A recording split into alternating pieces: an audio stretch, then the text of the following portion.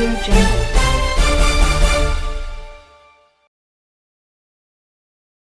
வணக்கம். Hitech news TV செய்திகள்.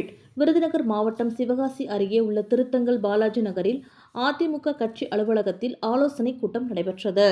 முன்னதாக இந்த ஆலோசனை கூட்டத்திற்கு முன்னாள் அமைச்சரும் அதிமுக மேற்கு மாவட்ட கழக செயலாளருமான ராஜேந்திர பாலாஜி அவர்கள் தலைமை வகித்தார்.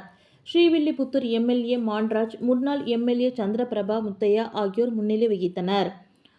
அதன் பின்னர் முன்னாள் அமைச்சர் ராஜேந்திர பாலாஜி அவர்கள் பேசியதாவது: அதிமுக சென்னை தலைமை அலுவலகத்தில் வருகின்ற சட்டமன்ற தேர்தல் தொகுதியில் போட்டியிடுவது குறித்து விருப்ப மனுக்கள் வழங்கப்பட்டு வருகின்றன. நமது சிவகாசி சட்டமன்ற தொகுதிக்கு உட்பட்ட நிர்வாகிகள் சிவகாசி சட்டமன்ற தொகுதியில் அதிமுக பொதுச் செயலாளர் எடப்பாடியார் அவர்கள் போட்டியிட வேண்டும் என்று விருப்ப மனு தெரிவித்து மனு அளிக்க வேண்டும். விருப்ப மனு நிரப்புவது குறித்து சந்தேகங்களுக்கு விளக்கம் அளித்தார்.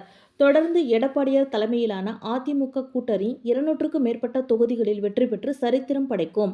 தொடர்ந்து 2026ஆம் ஆண்டிற்கான கழக காலண்டர்களை முன்னாள் அமைச்சர் ராஜேந்திர பாலாஜி நிர்வாகிகளுக்கும் தொண்டர்களுக்கும் வழங்கினார். கழக வளர்ச்சிக்காக பாடுபடும் நிர்வாகிகள் அனைவருக்கும் புத்தாண்டு வாழ்த்துக்களுடன் கூடிய நாள்காட்டியை வழங்கிய அவர், புதிய ஆண்டிலும் கழகத்தின் கொள்கைகளை மக்கள் மத்தியில் எடுத்து செல்ல அனைவரும் இணைந்து செயல்பட வேண்டும் என்று கூறினார். நிகழ்ச்சியில் அதிமுகவினரிடம் உற்சாகம் நிலவியது. மாவட்டம் முழுவதும் கேலண்டர்கள் விநியோகம் விரைவில் நடைபெற உள்ளதாகவும் அவர் தெரிவித்தார்.